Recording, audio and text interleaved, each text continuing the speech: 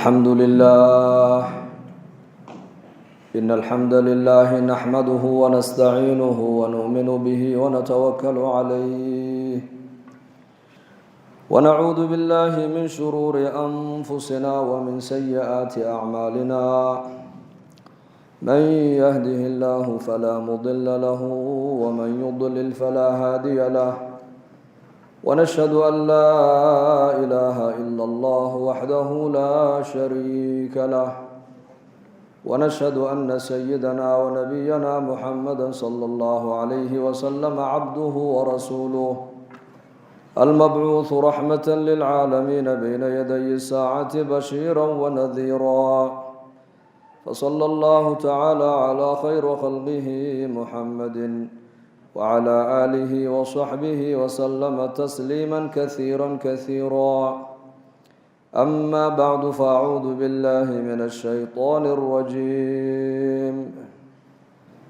ما كان محمد أبا أحد من رجالكم ولكن رسول الله وخاتم النبيين وكان رسول الله وخاتم النبيين وكان الله بكل شيء عليما وقال النبي صلى الله عليه وآله وصحبه وسلم المؤمن الذي يخالط الناس ويصبر على أذاهم أفضل من المؤمن الذي لا يخالط الناس ولا يصبر على أذاهم أو كما قال صلى الله عليه وآله وصحبه وسلم الحمد لله إلهي بان كو حمدنينا إنك سو قيب قليي صلاة مغرب إن جمع الله سو حاضرنا كدبنا إلهي وحنا إذمي إن فريسنا المساجد كدحديثا ومجلس كان عن دينتنا مع نسكو براروجين إنه أن كوض قيب الله مثل جليس الصالح وجليس السوء كحامل المسك ونافخ الكير النبي صلى الله عليه وسلم حديث معنيثها وحو يري مجلس كوناكسن إله اللوغو دوانايو إله كو دوينايا دينتا إله اللوغو برانايو آخرة اللسكو براروجنايو إيا مجلس كحن غفلة إيا دين لآنتا إيا معصية إلهي كاد دارينا يبو النبي كبحي مثل عجيبة مثال لدنا إلهي بسوقاتا ونبي محمد عليه الصلاة والسلام أيا سوقاتا إن الله لا يستحيي أن يضرب مثلا ما بعوضة فما فوقها واضرب لهم مثل الحياة الدنيا كماء أنزلناه من السماء ضرب الله مثلا للذين كفروا امرأة نوح وامرأة لوط ضرب الله مثلا قرية كانت آمنة مطمئنة يأتيها رزقها رغدا من كل مكان أمثال قرآنك ويكون بدنته لماذا؟ لأن بني آدم مثلك وحكو فهما سادرت يد النبي عليه الصلاة والسلام مجالس ونكسن إله اللي قد وانا دين إله اللي قد برنا مساجد أي علماء أي نوجو قبنيان هذي تفسير تهي هذي حديث تهي هذي فقه تهي هذي محاضرة تهي هذي وعد تهي هذي بالرجالين يبراروجين دينات أي تهي مثال كون النبي كبحي واصد أنك عذر كمسكك حنبارسن هي عذر كمسكك إيبنايا نك عذر كمسكك وتقون إيبنا يبو النبي عليه الصلاة والسلام إما وإنت كإيب ستا إما وإنو كسيا إما وإنت وتقون عرف وناكسن يؤدق وناكسن أكتساد كلا نقطة مجلس كحن إلهي تبارك وتعالى لغو عاصنايو إعدادك مسلمين تلغو حمنايو إلهي غيرك لغو وينينايو مثال كأو النبيين كبحي عليه الصلاة والسلام حيري كنافخ الكيري وكان برها الطمع إعدادك كو أفوف بوق ويان كان برها مركو قراعايو وأفوفايو دنبيلا أيا كدولا يدبكاس دنبيلهاasi ama dharkay ka gubayaan buu nabigu yiri ima majliska waxaad kala soo kacaysaa raayaha xun oo qarmoon oo natina ayaad kala soo kacaysaa buu rasuulku yiri marka majliskan saddexda buu nabigu ku mithaalay sallallahu alayhi wasallam sida ninka cadarka iibinaya ima inaad cadarka ka iibsataa ima inuu cadarka ku siiya ima inaad udgoon carfi wanaagsan adoo jirkaaga uu ka uraya agtiisa aad ka soo noqotaa majaalistan waa caynkaasay la mid yihiin buu nebigu leeyahay sal alla alay wasalam ima waa inaad halkaa wixii khayr laga sheegayo aad wax ka faa'iidaa haddaanaad waxba ka faa'iidaysan oo mowduuca laga hadlaayo aad fahmi weydana majliskan faa'iidada uu leeyahay waxa weeyaan hum lqowmu laa yashqaa bihim jaliisuhum kuwaa kala fadhiistaan ama hooge sidaan ayakaba ugu naxariistaan ugu dembi dhaafay buu ilaahay malaa'igta ku leeyahay addoonkaa iskala fadhiyey ee waxa meesha ka socda ee khayr aan ka warqabine la fadhiyeyna la fadhigaas isagana ugu dembi dhaafa buu ilaahay leeyahay jamaaco saxaabada ka mid ah ayuu nebigu ku maray meel ayakoo fadhiya markaa buu nebigu ku yidhi maxaa meeshayni fadhiisiiyey iyaakum waljuluusa fi turuqaat jidadka aad fadhiisanaysaan baan iniiga digayaa markaa bay saxaabadu yidhahdeen meel kale oon fadhiisanoo ku sheekaysanna ma lihin markaa buu nebigu yihi waa hagaage meeshaa meelaad kaga maaramtaan haddaanad haysan dariiqa xaqiisa iska siiya buu nebigu yihi calayhi salaatu wasalaam shareecadda islaamku waa shareecad dhammaystiran weeyaan xataa dariiqii haddaad ka maarmi weyda jidadka inaad fadhiisatid baa lagu leeyahay dariiqa xaq buu leeyahay xaqiisa sii haddaana dariiqa xaqiisa aanad siin karaynin dariiqa inaad fadhiisato kuma bannaan maanta innaga mujtamaceennan inta masaajidda fadhida iyo inta maqaaxyaha fadhiya midkee badan inta maqaaxyaha fadhiisanaysaa badan kam yaa cuquul iyo awqaad lagu bixinayaa maanta dariiqyada dhexdooda saxaabadii nebigu wuxuu ku yidhi dariiqa fadhigiisa meelaad ku bedelataan haddaanad haysan dariiqa xaqiisa siiya mariya dariiqa xaqiisa markaasay yidhahdeen nebi allow dariiqu xaquu nagu leeyahay bal noo sheeg markaa buu nebigu calayhi salaatu wasalaam wuxuu ka bilaabay qadu lbasar maxaarimta gabdhaha iyo ajaanibta dariiqa maraysa indhihiina ka laaba buu rasuulku yidhi ha eegin oo ha odhanin wazayannaaha linnaadiriin waa inaad tidhaahdaa waqul lilmu'miniina yaquduu min absaarihim mu'miniinta waxaa la amray dariiqa markay marayaan inay indhahooga xafidaan haddaad indhahaaga xafidid qalbigaaga wixii ku jiray baad xafidaysaa laanna isha zinadeedu buu nebigu uhi waa daymashada dhegta zinadeedu waa dhegaysiga carabka zinadiisu waa sheekada gacanta zinadeedu waa taabashada lugta zinadeeduna waa u socodka inta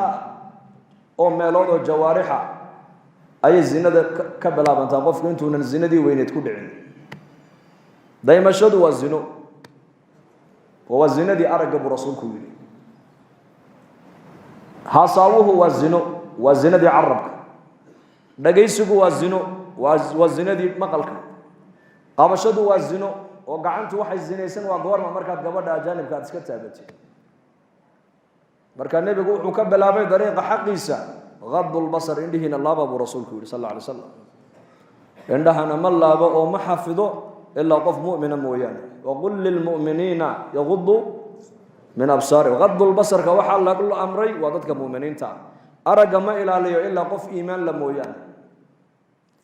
kafu ladaa buu nebigu yihi dhibaat dadka dariiqa marayana gacantiina ha ku dhibina ishaadii ha ku dhibin gacantaadii ha ku dhibin raddu salaam dadku hadday ku salaamaan salaamta u celi walamru bilmacruuf dadka wanaagga fara buu rasuulku yidhi wannahyu cani lmunkar dadka jidka marayaad la kulantaan wax sharcigu inkirsan ayagoo dhaqankooga ay ka muuqatana ka reeba buu nebigu yihi munkarkoo ka zuuliya suuqa magaalada madiine nebigu calayhi salaatu wasalaam isaga oo maraya ayuu arkay inaan dhallinyaro oo reer madiine ah fargal dahabuu gacanta ku sidaa deedna markaa buu nebigu ka siibay dhulka ayuu ku tuuray nebigu wuxuu yidhi ayacmidu axadukum ilaa jamratin min naar fayajcaluhaa fii yadihi midkiin ma u kasayaa dhimbiil naara intuu qaato inuu gacantiisa u gashado markuu ka tuuray waa macnuhu waa maxay ummadayda raggeygana buu nebigu yihi dahabka inay xidhaan waa laga xarimay haweenkoodana waa loo xalaaleeyey buu rasuulku yidhi usaliya nabigeena sala allahu calayhi wasalam sidaasuu uga siibay yarkii yara fargalka dahabka ah innaga maanta imisaan munkar arkaynaa ma zuulinaa carabka ma ka zuulinaa may gacanta ma ku zuulinaa may qalbiga ma ka inkirnaa may bal waxay iska noqotay nolosheenni maanta waa iska caado weeyaan waa iska caadi waxani salaadoo laga tagaa waa iska caadi dadku agtaada macsiyo ku sheekaystaa waa iska caadi dhallinyaradii sidee doonaan dharka u xidho timahana see doonaan u xirta waa iska caadi waa caadi buu ku leeyahay waa mujtamac oo dhan baa sidaa noqday maxaa la qaban karaa وزوليني النبي صلى الله عليه وسلم منكر كمركو أركا قعنتيسو النبي ولا تجاي قعنتيسو كجسار الفرق الكي ده نبلكو كتورة مركز النبي يقولي متكين مكرا يا دمبيل نار انتو قادين وقعنتا قشبو هذا الكامر كوري النبي قوس كذا دقاقي أي صحابة كوي رادن يركي يرى مركو النبي قلت تجي كذب ذهب كذا قاضي انتفع سكة لو وقف إذا سوق انتفاع ده إيبي عداد وانتصي مركز الصحابي وحيري لا والله لا أخذه وقد طرحه رسول الله صلى الله عليه وسلم والله إن أنا قادم بدو قادني مايو ما دام النبي محمد قعنتي سوي كجسيبي أقولك كل دفتي أقولك كل توري والله إن أنا قادني بوي هذا إنه قاطع وإيبيو ولعكتي سنة ومارك تاني مالك لو استعماله كحرام ما هنا ومباح وأبنا انتهي إنه قشدون بلغ حرمي لكن قدرين النبي محمد أي قدرين أيام بويري والله إن أنا قادني بوي وايو نبي محمد بايق توري ما دام النبي محمد قعنتي سدولك وكتوري والله النبي قادن ما يبوي قدرك النبي إنك أنا الله نفهم سيء وصلي النبي صلى الله عليه وسلم عجيب تعصي الإله وأنت تظهر حبه هذا لعمري في الفعال بديع لو كان حبك صادقا لأطعته إن المحب لمن يحب مطيع في كل يوم يبتديك بنعمة وأنت ذاك منه مطيع إلهي يا نبي جعيل دودا ما أنت مسلمين توشيغنا يا وعرب كان كأشهادنا لكن أفعاشنا هدي الله إيغو وأفعاشنا وخلاف سنتحي كتابك إلهينا وخلاف سنتحي سنة النبي وخلاف سنتحي مركا جعيل هذا أن شيغنا وجعيل بين هذا النبي محمد جعشه وهذا دعي لحي نبى نكو جعل يحيب أدعاء قصتكم سابسن نكي جعيل كي سأل لوغا شيكين جري قيس الليلة دحمرتي نكي مركا قيس أيا جعيل كي الليلة أي أواشي درادد مركا سو دربيد اسكا سيحان جري مالين مالمها كمدا وحال لأركي اساقو جدار دودون كانايا جدار دربي بودون كانايا مركا سأل لقود ورقيسو ما أنت والدا دي موحي كوكيس دربي كينا دون كتد مركا سأل أقبل ذا الجدار وذا الجدار وما في قلب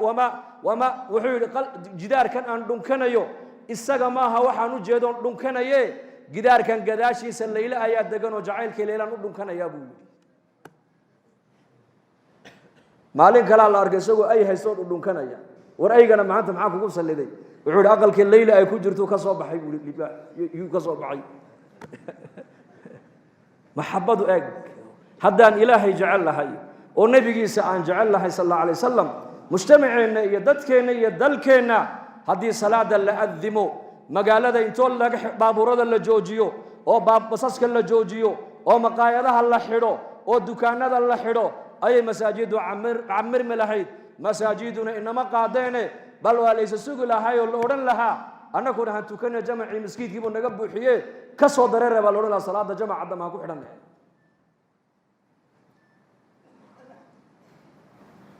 لو كان حبك صادقا لأطعته هذا جعلك ودبك يا هي وضع لهيد إن المحب لمن يحب مطيع نبنك وجعل يا هي بوضعي اللي يراد كبد جعل كبد عياري اسكو كيسيان كوا هي صح جعل كوا فنانين اللي يلعب اسكو كيسيان كوا سياسة جعل سياسيين اسكو كيسيان كوا نبي محمد جعل نبي محمد اسكو كيسين يا مقالة المدينة أيو نبي صوق عليه الصلاة والسلام وهو أركي مدينة يهودي لدقن إذا أنصار أو مالين تعاشر اللي إذا صوميسا وطوانك محرم ويان مرقاب نبي كويري وما يهود مالين كان يصوميسا مرقاب سالر ومالين تي إلهي النبي موسى وكبت باديي ومالين تي النبي موسى يريبن إسرائيل إلهي جل وعلا وبدأ أد اللاعيي يا طريق إلهي وقجي حيبدأ لقبت باديي هلاقة عدوغوغي فرعون الله هلاقي ويان نبي موسى صومي عليه السلام أنا كنا وحنو صومينا شكريا ما هنقبانو صومينا ودين تيدي النبي جيجي بان كدينينا مركاسو النبي وصحابتي سيكويري أنك أوغا حق لموسى صوم عاشوراء كل دم بهدان قارنا سقالات كان كدري برسول كويري يهودا محو نبي كو خلافي عاداتكم خلاف بل وحكو خلافي عبادات كيف بكون خلافي mujtamaca muslimiintana maanta caalamka meeshay doonaan baha joogaane dhallinyaradeenna mujtamaceennu inta badan waxayna saameeyey waa reer galbeedka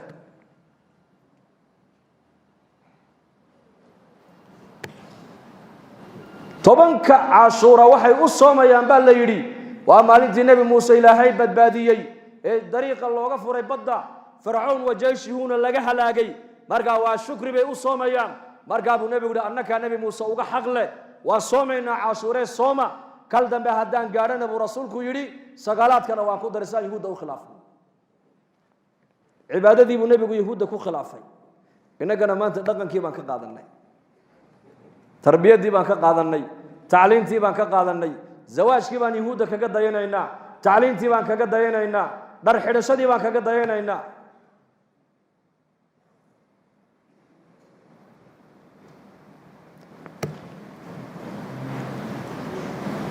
marka saxaabigii dahabkii nebigu uu ka tuuray inuu qaato uu iska diiday limaada waxa uu garanayaa nebi maxamed qadarkiisa sal allahu alayh wasalam waa jiilkaasi qarn alawal waa waxaan lagu gaadhi karayn bay kamid tahay arrimahaasi inay gartaan nebi maxamed qadarkiisa calayhi salaatu wasalaam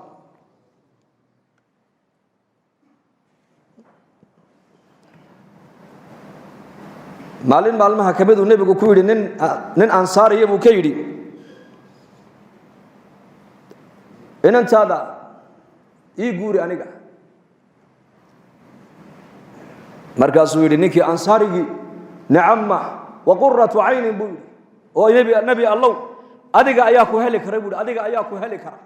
markaa buu nebigu yidhi anigu ma rabiye waxaan u rabaa julaybiib baan u rabaa julaybiib wuxuu ahaa nin magaalada madiine oo dhan guri walba lagaga sheekaysto la yaqaano dabeecaddiisa oo dabeecad waxaa lagu yaqaanay xoogaha akhlaaq xumo ah dadka ayuu la kaftami jiray xataa haweenkuu la kaftami jiray markaasaa dadka reer madiine oo dhan waxay isku sheegeen gabdhihiinna julaybiib ha iskaga dhisina waa nin dabeecaddiisu aan fiicnayn oo dumarka meelaha iska marmarayo hadduu doono la kaftamaa marka waa nin akhlaaq xun weeyaan akhlaaqdiisaasi aan wanaagsanayne waa lagu sheekaysanayaa madiine o dhan baa ku sheekaysanaysa waa ninkaa ninkuu nebigu leeyahay ninkii reer madiina inantaadii aniga isii markaasuu saxaabigii yidhi nebi allow adiga ma inantayda ayaaba kuu heli kara haddaad adigu tidhi isii waaba nicmad ilaahay aniga isiiyo indhahayguna way ku raaxaysanayaan inanteediyo xaas adiga ku noqotee hel buu ka yidhi markaasuu nebigu yidhi anigu ma rabiye laakiin waxaan la rabaa buu yidhi julaybiib baan la doonayaa julaybiib markaasuu yidhi xataa ushaawira ummaha hooyadeed baan ka talagelinayey ii kaadi buu ka yidhi hooyadeed baan la soo tashanayay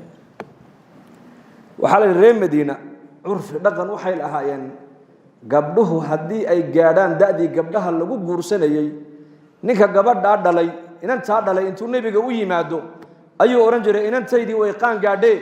nebi allahu haddaad inantayda adigu aad doonaysidna waa kuu diyaar haddaad cid kale u doonaysana waa kuu diyaar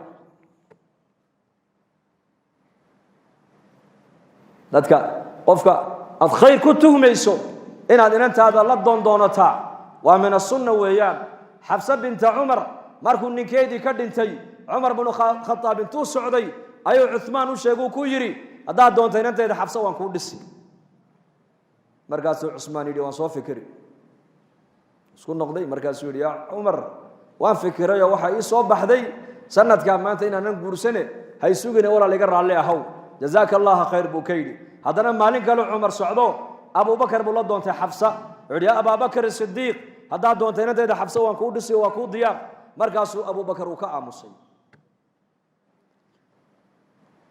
limaada muxuu cumar inantiisa xabse uu cuhmaan iyo cumar iyo abubakar ugu bandhigayaa ma taqaanaa curfiga beriga muslimiintu ay lahaayeen waxaa ka mid ahaa inantu hadday gaadhagdaadii gabdhaha lagu guursanayey waxaa u soo haasaawaya aabbaheed walaalkeed adeerkeed iyo abtigeed halka inagu aan leenahay soo eegeego waxaan idhahnaa ya aabba mid shaqeeyo uun dee ya weliba hay-adaha u shaqeeya hay-adaha ogaa hay-adaha kharash badan beryahan moogtahay laa ilaaha ila allah soo eegeega maaha adaal inantaadu inay dibadda u soo baxda maaha waqarna fii buyuutikunna inantaadu waa inay xagga dambe fadhidaa jilbaabka ugu horreeya gabadha muslimaddu ay xidhanayso وين جورجوج نقطة ويان باهدة إذا وحيد دبده كيا لنا markay u baahan tahay ama aabaheed ama walaalkeed ama inankeeda ama adeerkeed aabba la dhashay ama abtigeed hooyo la dhashay ama walaalkeed baa soo kaxeynaya soo raacaya limaada maxay u soo raacayaan maahin tasallut iyo saytarayn gabdhaha la saytaraynayo oo ikhtiyaarka laga qaadayo hamoodin inay yahay muslimadii bal adigu ku ilaalinaya waa gardagoorkaagii waa kii ku ilaalinayay aduu ka ilaalinaya cadowgu ka ilaalinaya tuugtu ka ilaalinaya dadka mujrimiintu ka ilaalinaya fasaqadu ka ilaalinaya sida lacagta iyo dhaymanka meel qaaliya loo dhigo meel aan la arkayn loogu rido ayaa gabadha muslimadda ee mu'minada ay diinta islaamku meel fiican u dhigtay aday ku ilaalinayaan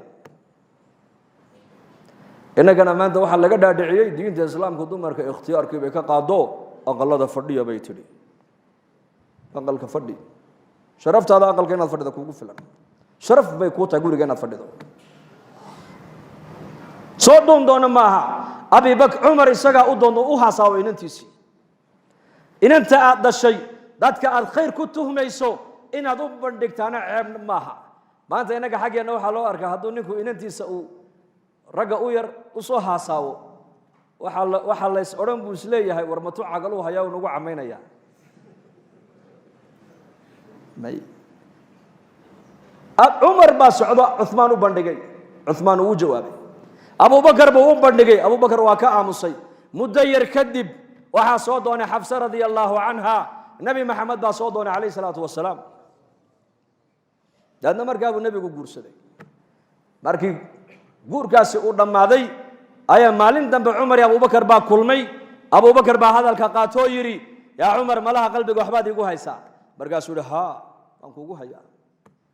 hortaabaan Uthman u bandhigay wuu jawaabay jawaab wafi uu siiyay adigana waa ku bandhigay waa adiga aamustay haayana imaad oran mayana imaad oran markaas Abu Bakar ku yiri anigu waxaan ogaa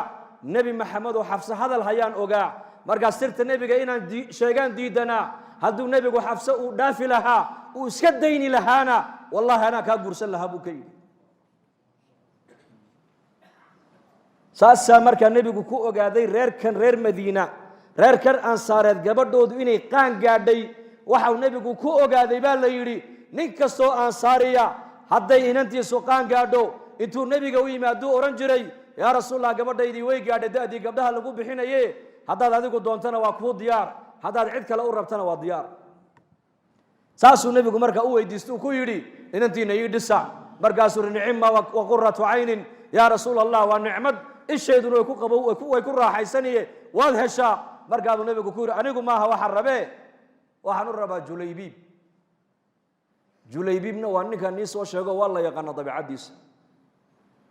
markaasuu Julaybib ha u istaagay ninkii inanta hooyadeed ban la soo tashanaya dabaliikaadi markaasuu nabigu hay la soo tasho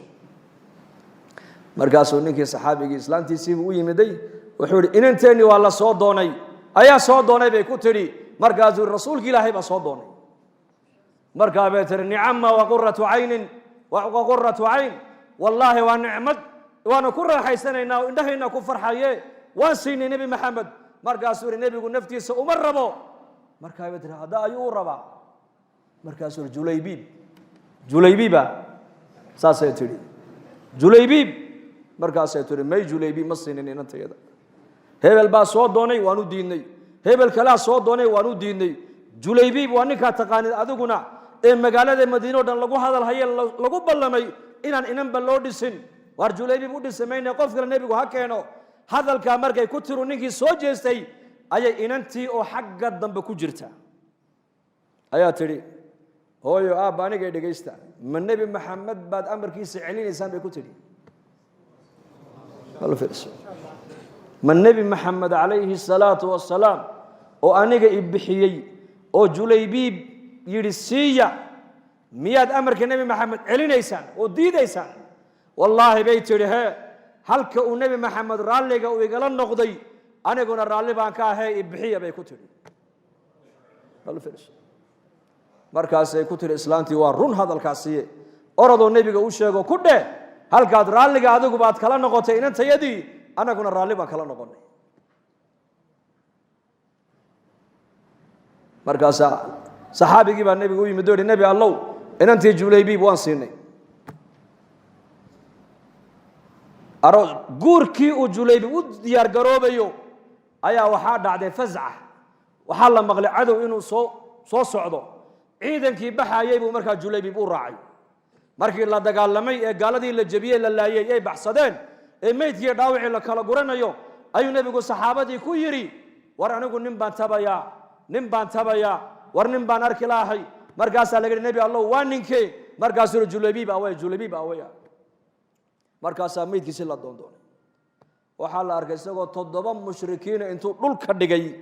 isagana markii dambe lagu daro meeyda oo dul yaala markaa buu nabigu yiri wallahi kaas Julaybiib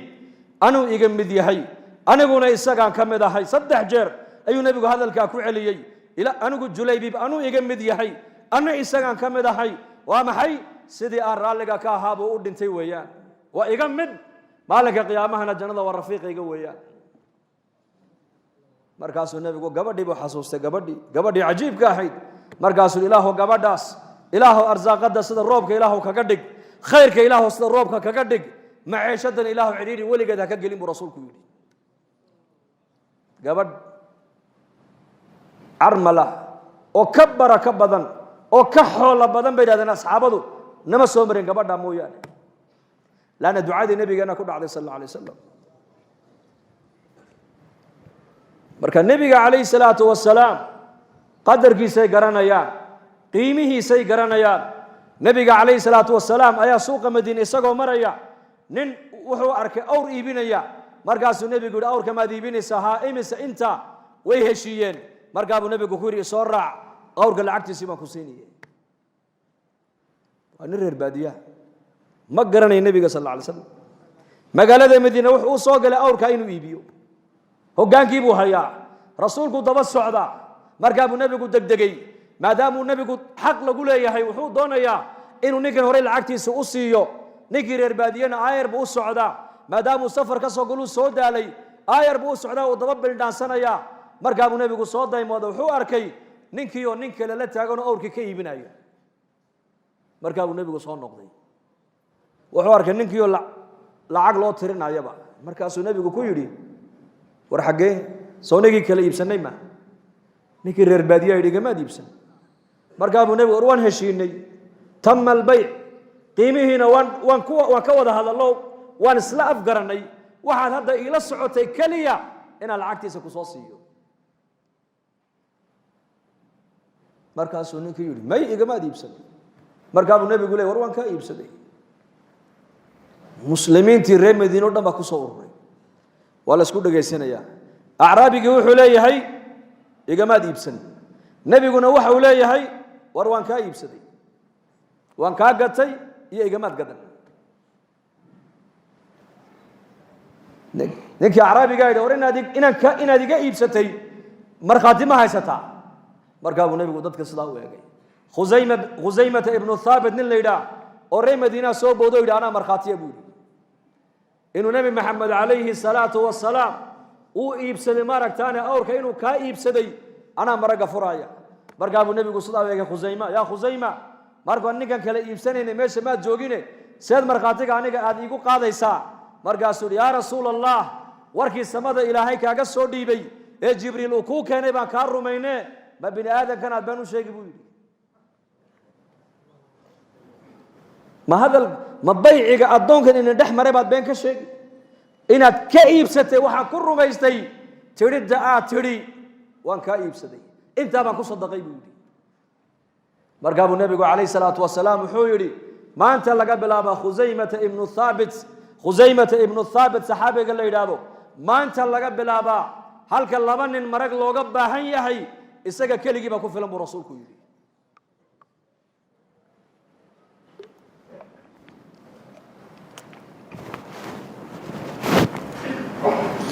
markiiba nabigu alayhi salaatu wasalaam wuxuu siiyay shahaada ayuu siiyay shahaadatu Khuzaymah تعدل بشهادة رجلين لبن هلك مرق لوجا باهن يحي خزيمة كلي جيبها كفر لهم النبي يقول عليه الصلاة والسلام لأن الصحابة وحي قرانا يا النبي محمد قدر كيس مرحب دي أي مغلان إلهي بس دايري oo nabi maxamed baa sidaa yidhi boqolkii boqol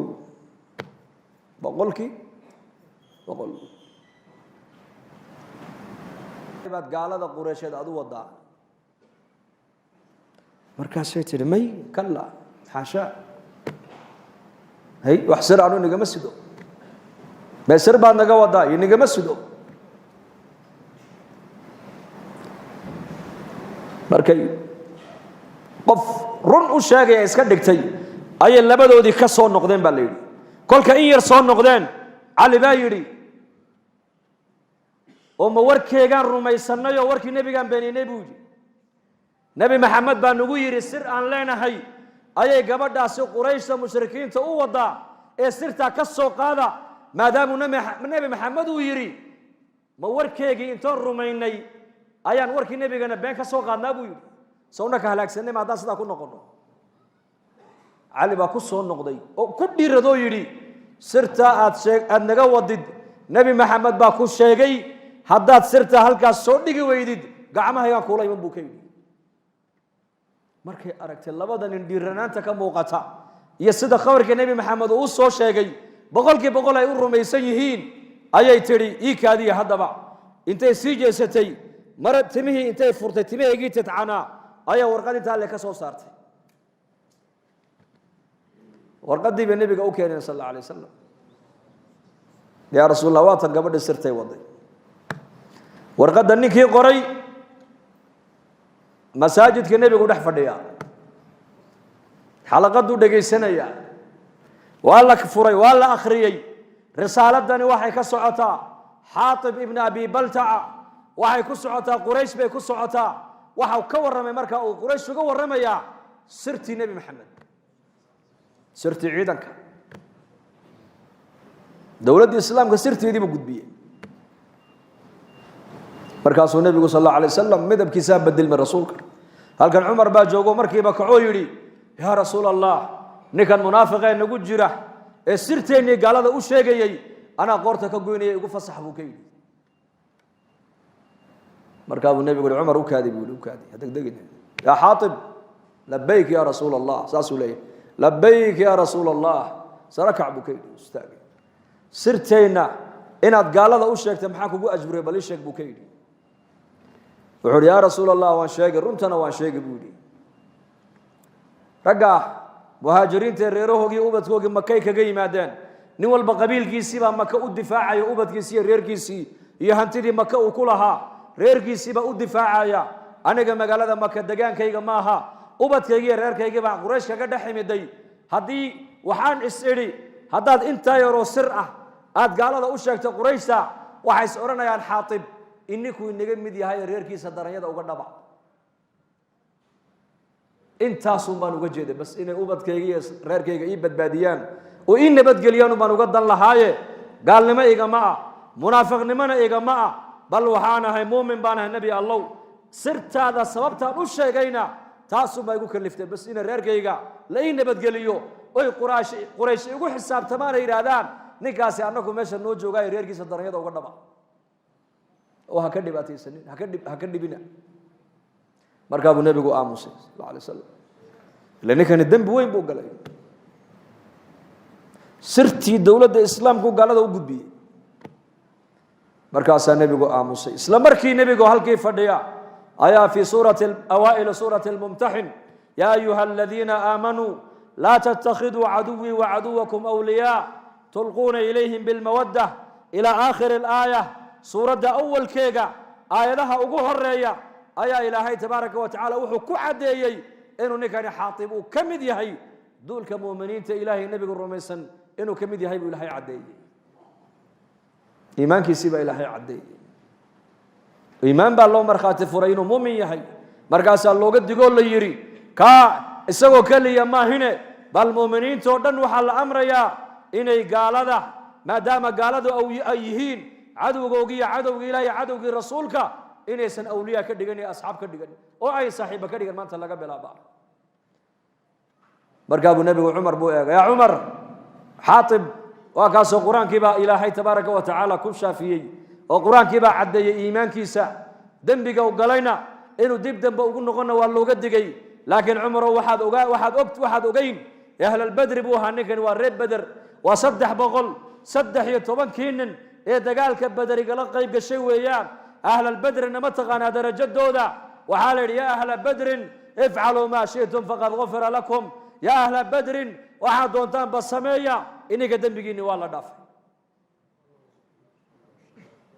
واحد دونتان سمية معنوه ما هن ذنوبته كلها معها نك بدرجة هدو قفنا بالليلي ودم بكدعنا سوء الخاتمة كل من مايه حسن الخاتمة كل من دون أمرك ودم بيس لا أنا مالنتها سائل حي أقبلي مالنتي ترى مسلمين تأيري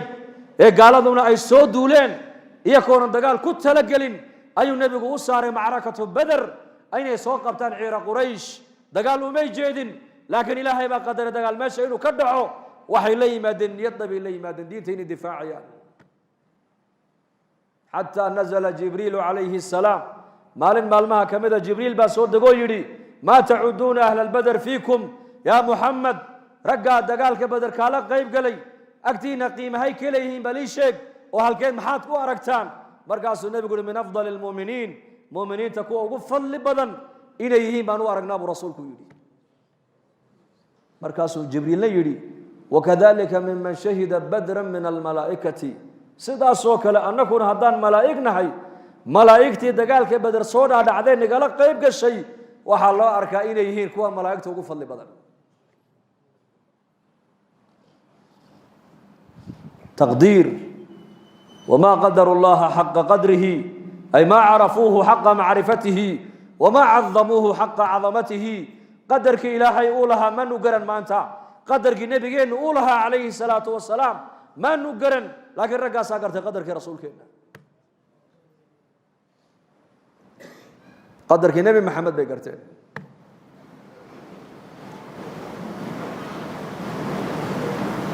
مكانة دي سيبه يقرتين وصلاني بدأ النبي كلها حجامة توبين بو نبي قوس توبين مالين تشتدن بدي كي نبي قال بوحيي عبد الله بن الزبير بن نبي قوي ياري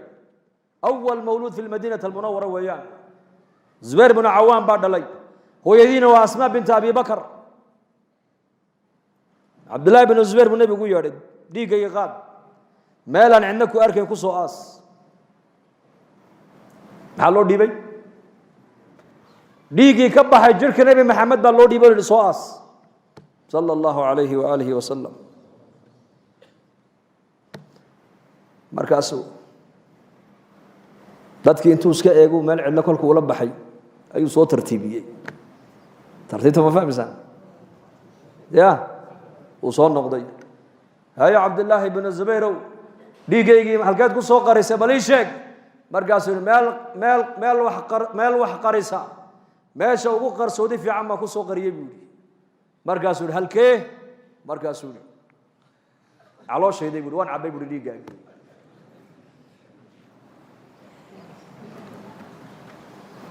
dhiigii nabi maxamed dhulka inuu ku shubo waa u diiday taasuu la fadhiistay waa cabay markaasuu yidhi walima sharabtahu maxaad u cabtay buu ka yidhi waylun laka min annaasi wa waylun linnaasi minka buu ka yidhi waylun laka min annaas wa waylun linnaasi minka ya bna zubayr cidda aad dagaal ku qaadana way bacday cidda dagaal kugu soo qaadana way bacday buu rasuulku ku yidhi maxaa galay jirkiisa maxaa galay kula tahay dhiiggii nebigaa galay jirkiisa nebigana waxay yidhahdeen culammadu nebiyada jirkooga wuxuu ilaahay geliyey 40 nin oo ahluljanna quwadoodaa ilaahay geliyey ninka ahluljannahaana 100 nin oo ragga adduunka u dhigmaa baa la yidhi bal xisaabi waa imsa nin 40 nin oo ahluljanna quwadoodii baa la siiyey nebiga nin ahluljannaana hee waxa uu la quwadiyaa 100 nin oo ragga adduunka muusa calayhi salaam labadii nin ay saqabatay qibtiga iyo maaragtay kii reer bani israa'iil ahaa xabad feeru sidaa ugu dhiftay fawakazahu muusa faqada calayhi naftu way ka dhacday kii waa feer kaliya markaa buu nebigu yidhi cabdullaahi bn zubayrow cidda dagaal aad ku qaadana way ba'day cidda dagaal kugu soo qaadana way ba'day buu ka yidhi maanta laga bilaabaa jirhkaagiina naar waa ka xoroobu rasuulku yidhi jirhkaagiina naar uu ka xoroobay khalaas fursad bay heleen iyaku fursaddaa way ka faa'iidaysteen yaa muslim innaguna fursad baan maanta haysanaa fursadeen haysanaa waxaan nahay ummaddii nebi maxamed baan nahay awalkeygii ma nihin bal aakhirkeygii baad mooddaa inaan nahay aakhirkeygii kuwii u dambeeyey naxnu asaabiquuna wa naxnu alaakhiruun buu nebigu yidhi annakaa saabiqiina oo jannada ugu horgalayna annakaana ummadaha ugu dambayna buu rasuulku yidhi abuurkana annakaa ugu horaynay abuurka ummadahana annakaa ugu dambaynay oo ummaddii ummadaha ugu dambaysay baan nahay wa naxnu saabiquuna jannadana annakaa ugu horgalayna buu rasuulku yidhi maalinka qiyaamaha sayaأtii calى ummati zamaan almutamasiku bidiinihi kalqaabidi calى اljamra zaman ayaa iman doona buu nebigu yidhi ummadayda ninka is yidhaahda diinta ku dhaqan oo diinta baro oo diinta ku camal fal oo diinta danee ninka is yidhaahda waxa uu la mid noqon doona nin dhamacayo dhamac dhimbil naara ma lahayn kara dhimbil naara nin ayuu la mid noqon doonaa markaa bay saxaabadu ku yidhahdeen zamankaas zamanka ninka sunnahaaga qabsan doona uu la mid noqon doono nin dhamac loo dhiibay dhamac lahayn kari maayo maanta sunnihii nebiga lahayn kari maayo waayo mujtamacii baad arkaysaa oo milmay oo ku milmay maaragtaana dadkii reer galbeedka aan milman saasaan isku dhex galnay sidaas bal qaarkeen waxay ku ducaystaan inay dibadaha u dhoofaan qaar maxay ku ducaystaan ya ilaahow hee labadii ciyaal la fiisaan u xereeyey ilaahow iga sii kuwa sii qaad war saas isku dhex galay maanta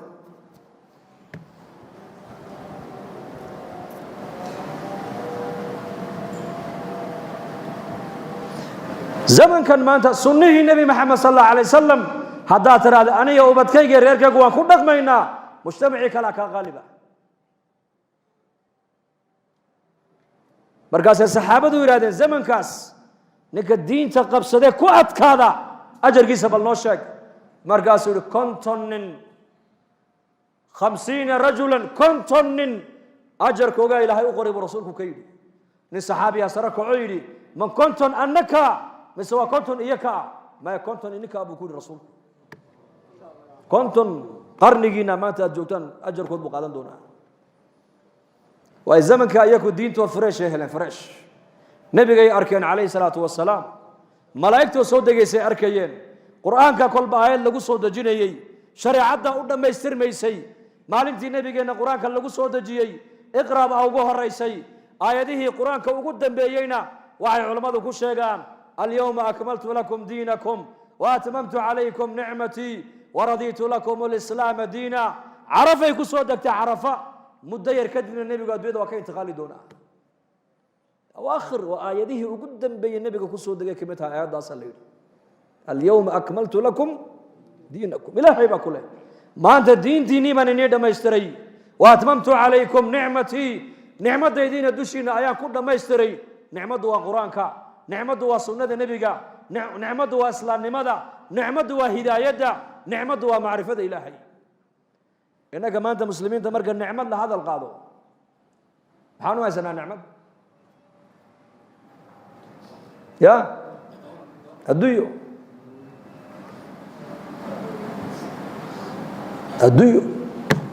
nacam adduunyadu waa nicmad mu'minka adduunyadiisa xalaashu waa nicmad laakiin waxaad ogaataa iyadoo nicmada haddana waa fidnada adduunyadu وأما بنعمة ربك فحدث إمام قاضي عياض كتاب الشفاء في تعريف حقوق المصطفى آية وحوك شيء وأما بنعمة ربك فحدث مركي نبي جينا آية أيكو صدقتي أي نبي الصحابة سكويري أنا أول الناس خروجا إذا بعثوا مالك قيامها خلق يقول لك أي كسو بحي دونان كوجه الرجال يقول لك كسو بحي بدوانيقا خطيبهم إذا أنصتوا ما أنت بني آدم قال آمسين دونو كوها الله يبورو وانيقا شافعهم إذا حبسوا مركز دتك اللي جوجيو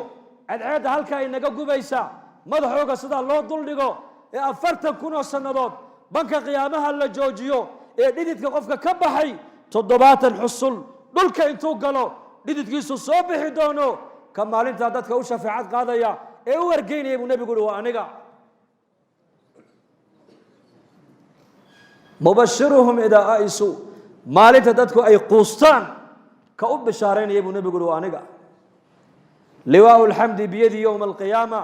calanka mahadda maalinta gacantaydu ku jira calanka mahadda aadam calayhi salaam oo abulbashara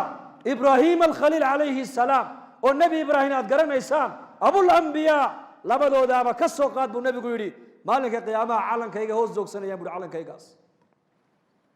walaalayaal nabigeenna moxamed calayhi salaatu wasalaam han garana qadarkiisa oo awlaaddeenna han barno maxabada nebigeenna ciyaalkeenna han barno oo inakuna maxabada nebigeenna han baranno oo salligiisa han badinno oo sunnihiisa han qaadanno waad maqlaysaa maanta zamankan dad badan oo muslimiina in haddii laga cadhaysiiyo qaar diintay caayayaan qaar malaa'igtay caayayaan qaar ilaahay abuuray bay afka ku taagayaan qaar nebi maxamed calayhi salaatu wasalaam ayay darajadiisa iyo maaragtaana ceeb u lahayn bay ku sheegayaan wallaahi suma wallah maalin maalmaha ka mid a masaajidkii nebigeenna nin munaafiqa intuu asxaabta sidaa u eegay qaswad baa lagu jiray qaswad ayuu yidhi saas u eegay saxaabadii kuwa qur-aan akhrinaya buu arkay yaa macshara alquraa buu ka yidhi war ururkiinan qur-aan akhriska badan lahow marka cuntada la cunayna maxay niga cantuugo weyn oo niga cir weyn marka dagaalka la galana maxay niga fulaysan buu ka yidhi intaasuu yidhi bas la soco marka dagaal la galayana maxay niga fulaysan marka cuntada la cunayana maxay niga cantuugo weyn oo niga cir weyn saxaabi baa hadalkaa maqlay lacalahu cumar inuu ahaa markii buu nebiga u sheegay markii ninkii munaafiqii wuxuu yidhi dee maxaad nabiga iigu diri buu ka yidhi waan kaftamaynay uuni waa iska yar baashaalaynayo waana soo daallayo hadalka sheekada waa lagu yar nastaaye markaa buu nebigu bedelmay qur'aanka ilaahay soo dejiyey qul abillaahi wa aayaatihi wa rasuulihi kuntum tastahzi'uun laa tactadiruu qad kafartum bacda iimaanikum qul waxaad ku tidhaahdaa ma ilaahay iyo aayaadkiisa qur'aaniga iyo rasuulkiisa ayaad ahaydeen kuwa ku dheeldheele ku jeesjeesa cudurdaarkaasi niga soconi maaya baa lagu yidhi waad gaalowdeen baa lagu yidhi waad gaalowdeen yaa macshara alquraa ereygu ku gaaloobay bal u fiirso kuwiinan ururkiinan qur-aan akhriska badan lahow marka la dagaalamayna maxay niga fulaysan marka cunto la cunayna maxay niga cir weyn labadaa kelmadood oo jeesjees uu u yidhi ayaa ilaahay caddeeyey ninkaas inuu gaaloobay khalaas ka ilaahay afka ku taagayna ka warran ka nebi maxamed afka ku taagana ka warran halkuu ka soo galaya diinta islaamka markaas ma carafnaahu liwaa'u alxamdi biyadii banka qiyaama buu nebi maxamed leeyahay calanka mahadda maalinta ana hayo anaan lay hoos jooga waa maalintee waa maalinta khalqigu ciirciirayaan aadan bay u tegayaan noo shafeecad qaad dhibtan anaa iniigu wacan buu leeyahay jannadii dembigii aan galaad kaga soo baxdeen anigu ma lihi ordoo kayrkay u taga ergada anu maanta ma lihi nuux bay u tegayaan nuux waxa uu leeyahay adduunka dusheedii anigu ducadaydii waa aniga ummaddeeda ku habaaray ducadayda maanta la aqbali maaye ibraahim alkhaliil u taga ibraahim baa loo imanayaa 3 been baan adduunyada ku sheegee tii in laygu qabtaan ka baqayaaye ordoo kayrkay u taga muusa loo imanayaa muusena wuxuu leeyahay anuu qof bini aadanaan dilay buu leeyahay ciisa bna maryam baa loo iman ciise cudurdaar sheegan maayo laakiin wuxuu leeyahay anigu ma lihi maanta markaasuu nebi maxamed uu yidhi anaa la iman doonaa yaa loo tegi doonaa banka qiyaama yowma aljamci laa rayba fiihi yowma ataqaabun yowmaydin tucraduun ina yowma alfasli kana miiqaata yowma yunfaku fi الsuuri fata'tuuna afwaaja wafutixat الsamaau fakanat abwaaba وسيرت الجبال فكانت سرابا إن جهنم كانت مرصادا للطاغين مآبا لابثين فيها أحقابا لا يذوقون فيها بردا ولا شرابا إلا حميما وغساقا جزاء وفاقا إنهم كانوا لا يرجون حسابا مالك أسوين مالك تدبات دوي تعالوا مالك أسنى محمد لو تقي وليه هي أنا لها أنا لها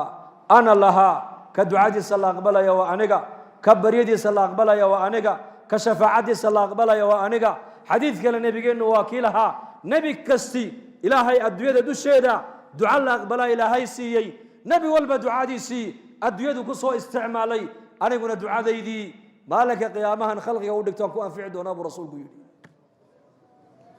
كصلي نبينا صلى الله عليه وآله وصحبه وسلم مالين كاسو نبي محمد إن حصوصنا يا إن كنا ما تسنه سبان اللوني دقن كي سبان اللوني شريعة سبان اللوني بل نبي قال الله قد يدو دل يرتو حيو أركان إن يتهدي بسعود نمو حيو أركان متأخر رجعي دب السعود دب النقد بو أركان ماي إن هذا ظهر وسعته أي إن دب السعته ولا كالأرك دونا فسوف ترى إذا انكشف الغبار أفرس تحت رجلك أم حمار سدح دل يرو متعلمين أو دل يرتجى مع لها دكتا أيا أودي دون وتا أو دتك بدها كشقيستو ناخودا أي كوير هذا ما أنت دون هذا نجا كره بدوين تنور عدل أو محاتهين صياحين دل حيستيال بناه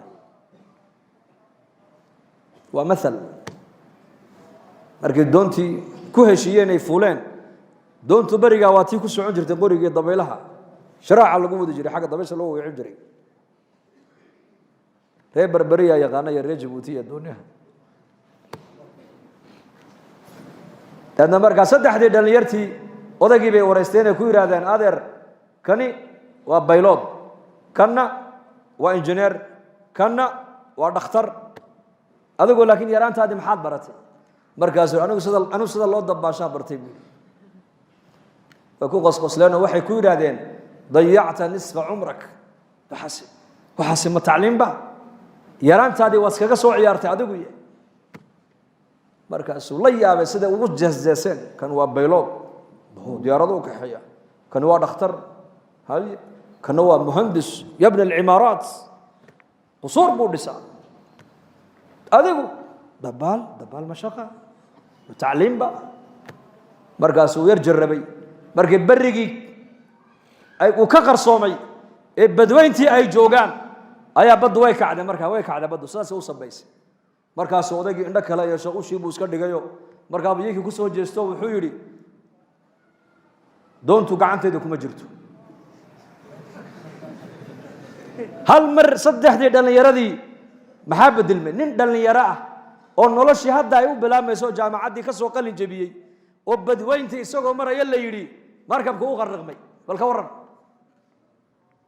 markaas hal mar kaliya dhalinyaradii wajigii baa badilmay ilintii baa ka daadatay way qayliyeen markaas uu ku yiri markaan nigu yiri yaraantaydii dabaasha ayaan bartay haddaad igu tiraadeen cimrigaagii yaraanta waad soo dayacday anna waxaan ilaahay maanta cimrigiinii baad dayacdeene adigana beeloodnimada ku bax adna injineernimada ha ku badbaadiso أنا أختار نمدي كوب بدبال أنا وضباش هذي ما بلعب يا ولدي ومثال يعني هذا أدوار كيسد نبي محمد عليه الصلاة والسلام هذه جيسا يكود يشديسا أنا أركين ديب السعد نمو إن ديب النقل إن هذا أدوار كيسد ما هو حقيقة ما أنت عداد دونتو ما أنت الدنيا كأنت قاشد أي الله قرن دونا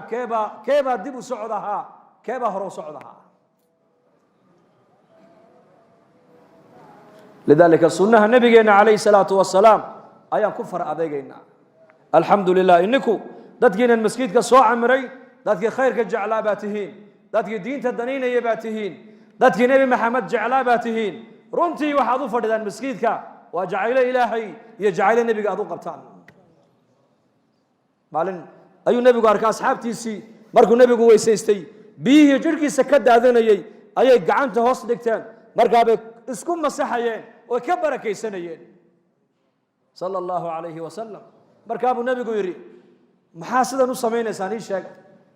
النبي قال واحد جركي سوحي كب حور الصحابة دولكم وقلانين تنتو اسكحيري ويقيب تمام قندوفتو تفي قعن ننبي كود علي وجهه مرسنا يي قندوفت النبي قال لي ee wajiga marsaday mid baa dul joogo isagana ka sii marsanay oo dharkiisa ku masaxanay maradii nabi maxamed uu xidhay saxaabigii yidhi nabi allow ma axsanahaa alla maradu qurux badana waan u baahanahay isii waan ku siiyey buu nabigu yidhi ii kaadi aqalkii buu nabigu ku noqday intuu soo saaray go'i ayuu laalaabo ninkii buu siiyey saxaabadu ninkii way qabsadeen wallaahi ma axsantay bay ku yidhahdeen maad wanaajin waad arkaysa nabigu marada inuu u baahnaayo markii hadiyadda loogu keenayba waa kii aqalka galee soo xidhee maxaad u weydiisatay nebiga waad ogtahay nebiga wax lama weydiisto haddii la weydiistana ma yaqaana nebi maxamed wallaahi waxaan u weydiistay inaan dhar ka dhigto ku xaragooda igama yahayn waxaan u weydiistay inay maradaasi kafani noqoto kafan maadaama jirhkii nebi maxamed uu taabtay kafan baan ka dhiganayaa buu yidhi taasay nebiga uga barakaysanayeen maradiisii qandhuuftiisii biyihii jirhkiisa ka daatay ayay ka barakaysanayeen saxaabigii markii biyihii nebiga ka daatay hoos dhigtaa gacmaha markaa buu nebigu ku yidhi maxaa inagu ajburay inaad biyaha jirhkayga ka daato aada isku masaxdaan markaasay ku yidhaahdeen xubullaahi wa rasuulihi jacaylo aan u qabno ilaahay iyo rasuulkiisa ayaa sidaa u samaynayna bay ku yidhahdeen markaa buu nebigu yidhi dhegaysta haddaad ilaahay iyo nebiga aada jeceshihiin oo doonaysaan inaad jeclaataan markaad sheekaynaysaan buu nebigu yidhi run ku sheekeeya markaad layna aaminana ammaanada ilaaliya buu nebigu yidhi haddii lagu aamino ammaanada ilaali waa inaad noqotaa ammaano xaafid haddaad sheekayn run ku sheekee haddaad ballan qaadana ballankaa ka bixin buu nebigu yidhi ilaahay iyo nebi maxamed inaad jeceshahay waxaa u daliila akhlaaqdaada saad ula dhaqaysid waalidkaaga saa jaarka ula dhaqmaysid saa saaxiibada ula dhaqmaysid saad walaalaha ula dhaqmaysid saa muslimiinta ula dhaqmaysid nacam idaa kaana calayka arbaca buu nebigu yidhi afar sifa haddaad leedahay adduunye kaama tegin buu nebigu yidhi xadiis kale weliba xadiiskaas sanadkiisu waa daciif laakiin lilfadaa'il waa la isticmaali karaa afar khasladood buu nebigu yidhi haddaad leedahay khayrkii adduunyada yaalle kaama tegin waad haysataa sidqu xadiiin haddaad tahay nin run sheegaa wa xifdu amaanatin haddaad tahay qof ammaano xaafida wa xusnu khaliiqatin haddaad tahay qof dabeecad wanaagsan haddaad tahay wacifatun fii maطcamin xalaal mirte afartaas sifo qofka mu'minku hadduu leeyahay khayrkii adduunyada yaallay iyo wanaaggii adduunyada yaallay kama tegin buu nebigu waxba kama tegin wax walba uu gaadho uu haystaa weeyaan run ku sheekay haddaad sheekayn run ku sheekee haddii lagu aamino ammaanada iska ilaali maanta muslimiinta ammaanada maxay u arkaan qisa dhacday ma nigu soo daraa so waa nigu dheereeyey nin baa nin lacag u dhiibtay waa qiso dhacday wadanadeena inay ka dhacday dad kale ma dadkeena dhexdiisa markaasuu yidhi meel baan u baxayaa baadiye baankana aanu account kuma lihiyo nin iska waxaan ahay wadaadee lacagta ii xaji buu ka yidhi waa qiso marxaba uu soo noqday wuxuu arkay ninkii oo maqaaxi weyn intuu furta ka shaqaynaya maqaaxidii oo birqaansan oo shaqada ku birqaansan markaasuu salaamu calaykum calaykum u salaamay casarkiiba haddana u soo noqday salaamu calaykum waa ninkoo mashquulsan cishaayigii buu u yimid wuxuu yidhi war dee maxaad ii dhaafdhaafi buu yidhi lacagtii berigaan kuu dhiibtay yaan u socdaaye lacagtaadii waa taa shaqaynaysa waa taa shaqaynaysa war maxaad leedahay lacagtaadii waa taa shaqaynaysa buu war lacagtu ammaanay hayde shuraka manu ahayn ammaanaan kuu dhiibtay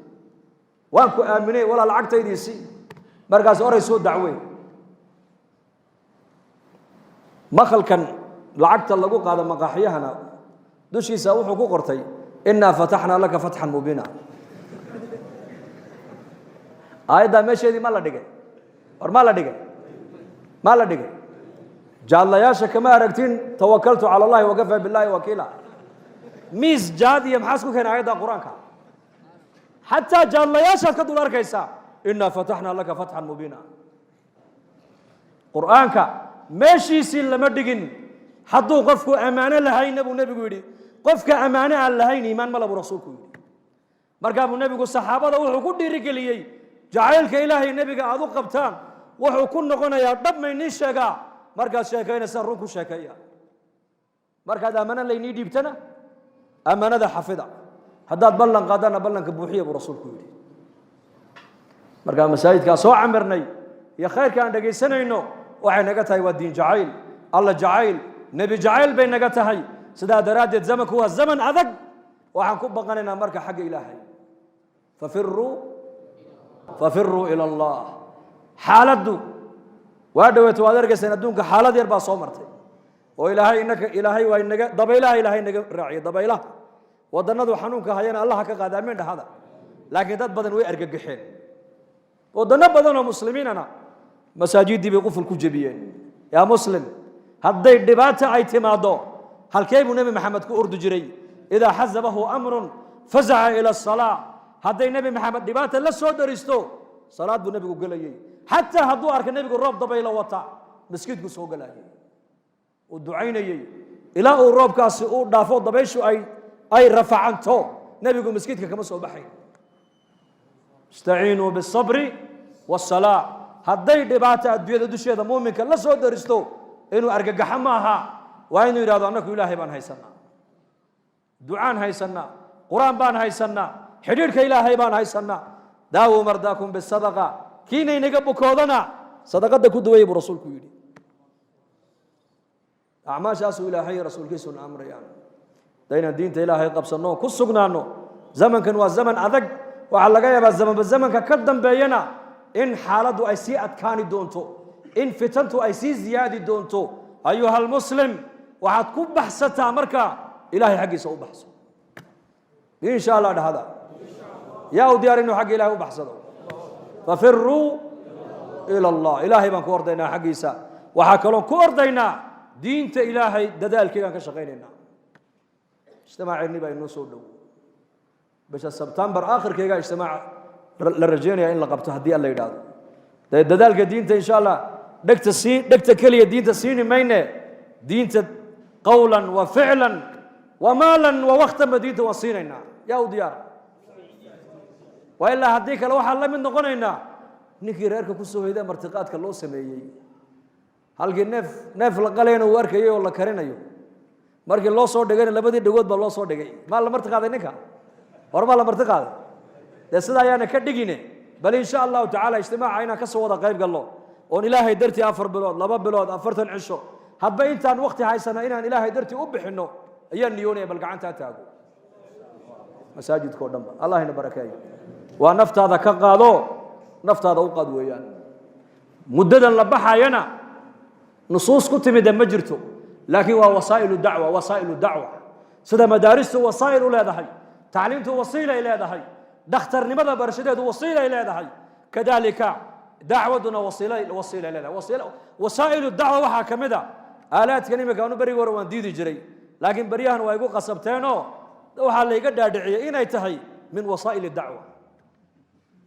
aaladan haddaad u ogolaatay wasaa'ilu dacwa jamacad ilaahay dartii u socota oo maalkoogii bixinaysa oo kalba tuulad degaysa oo kuwa qayalaya u tegaysa labadaa wasiilatee baa tii nebiga u dhow bal ii jawaabadee tee socota ta aaladanaa socota mise tan dadka socdaa sunii nebiga u dhow lidaalika socodka lagama maarmaayo bal socodka wax bedelaya xaraka lahaa baraka hadday biyuhu socdaan biyahaasi iyakuna way daahir bay noqonayaan ciddii istiraada ka intifaacna iyagoo nadiifay u tegayaan laakiin biyuhu hadday fadhiistaan way wasakoobayaan carfigoogaa isbedeli midabkoogaa isbedeli dhadhankoogaa isbedeli dabeedna biyahaasi waa ka guur weeyaan socodka ayay ummaddani qiimo ku leedahay saafir tajidu ciwadan caman tufaariquhu wansab faina ladiida alcayshi fi nasabi falidaalika in sha allah ijtimaacan aan ka soo wada qayb galno maalkeenna waktigeenna ilaahay diintiisa inaan ku bixinayna wada niyooda mar kale haddana ayo maxaa yeela dembigeenna allah ha dhaaf dembiga waalidiinteenna allah ha dhaaf diinta allah inoo macaaneeyo maralkeenna allah ha shaafiyo mawtaadkeenna allah ha u naxariisto amni iimaanka allah inoo ziyaadiyo dad badanoo walaalaheenna ayaa mar walba noo soo duceey yidhaahda ilaahay nin walba muraadkiisa oo macsiyo lahayn gacanta midga allah ka siiyo dad baa xanuunsan ilaahay caafimaad sariica ha siiyo dad baa kurbaysan kurbada allah ha ka qaado dad baa shaqo doona shaqo xalaal allah ha siiyo dhalinyar badan oo guurdoonaa jirta guur xalaal allah ha siiyo dhallinyaradeenna gabdha iyo wiilal baa allah inoo asturo dalalka muslimiintana meelo joogaan muwaafiqiin midnimana allah ha siiyo dalkeennan aan joognana amnigay allah inoo adkeeyo aamiin dhahada أمنك الله إنه أتكيو أمنك الله إنه أتكيو قلوب المسلمين الله مدايو صلى الله على سيدنا محمد